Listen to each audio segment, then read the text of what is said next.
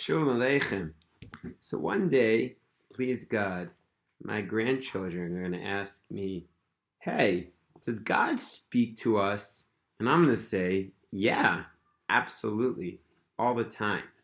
And they're going to say, when? And I'm going to say, when you learn Torah.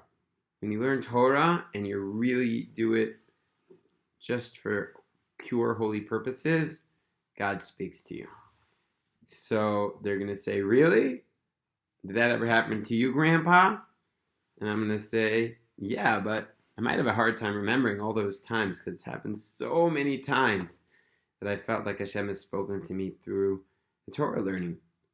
But just this morning, it happened. So I wanted to record this for posterity so that one day I'll remember what stories to tell my grandchildren. And maybe it'll inspire some other people to know that God also speaks to them through our Torah learning.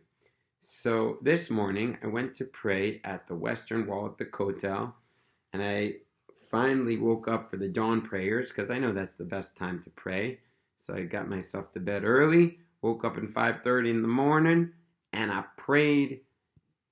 And after my prayers, I felt good, because the Talmud says that if you say the dawn prayers, you're going to be smiling all day, and things just seem to flow more smoothly when I get to pray at Nate's at dawn.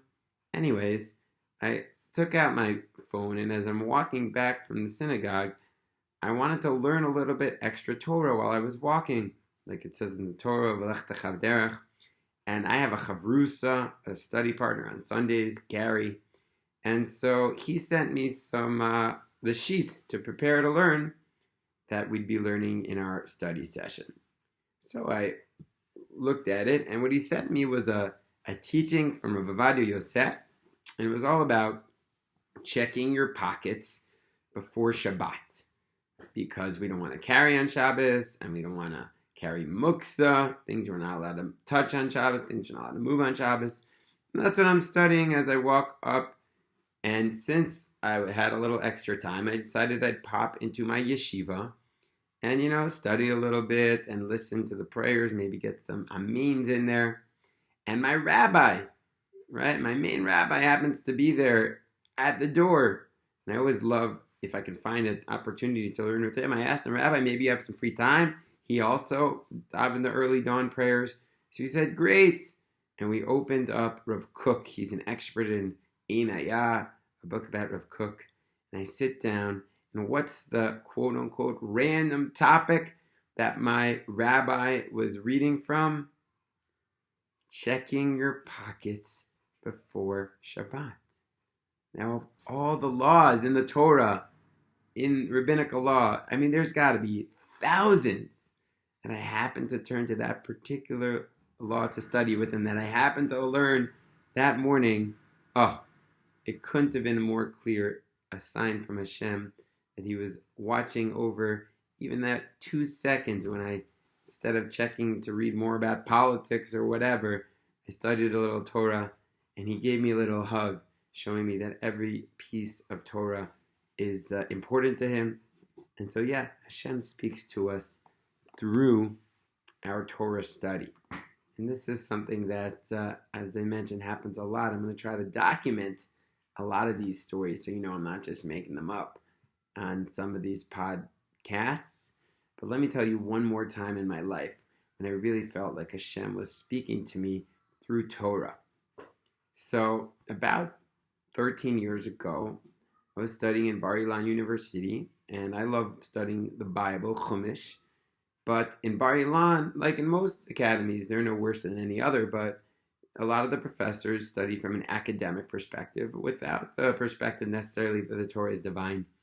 And a lot of questions arise, and I felt like it was having a little bit of a bad effect on my soul, being surrounded with all this apicorsis and all this heresy.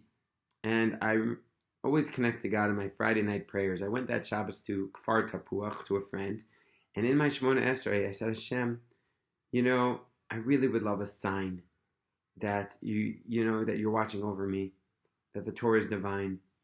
And I'm going to still be loyal, I'm going to still daven and learn, but give me a sign. And so that day, I went to my meal, and the meal ended really early, and I still had a few hours. So I went to the base medrash, and I said, I'm going to study Gemara. I'm going to study brachas. I'm going to say the words, because learning Chumash, thank God, comes naturally. But learning Gemara was a little bit of a challenge. It didn't come, so it's not my first thing that I want to open up. I said, I'm going to open up a Gemara. And I started learning the fourth parak, the fourth chapter of brachos. And the topic that I randomly chanced upon was dealing with whether Mariv, the third prayer of the day, is optional or mandatory. Nowadays we know it's mandatory, but in Talmudic times it wasn't so clear. And it's a big dispute, Rabbi Yeshua, Rabbi Gamliel, Rabbi Shimon. And I'm learning to myself, learning strong, no one around me. And a random guy comes into the study hall, all the way on the other side, and he's studying his book, and I'm studying on the other side. And then another guy comes in, and they start getting into discussion. And out of the corner, I start listening. You know what? One guy asked the other, they ask, is Mariv optional, or is Mariv, the third prayer, mandatory? And I hear this, I'm like, did he just ask that? And I say, well, actually, it's an argument between this rabbi and that rabbi. And I start quoting the whole discussion. And they look at me like, this guy a Talmudic genius? He knows the whole Talmud by heart. But I knew, and you knew, that it's not that I'm a genius, but it's that Hashem was watching over my prayers and my study, and He was communicating to me through my Torah study. So I bless us to learn hard and to listen and look out for those messages that God is giving us through our Torah study. Torah Hashem temima, Torah Hashem temima, Torah Hashem temima, Meshivas nafesh. Hope you enjoyed this podcast, this YouTube video here in Kalman Stories. We'll continue to put them out. If you enjoy, if you have any comments, if you have any questions, send me an email, keithflex@gmail.com, and subscribe to get more stories of divine providence here in Yerushalayim, Ir HaKodesh.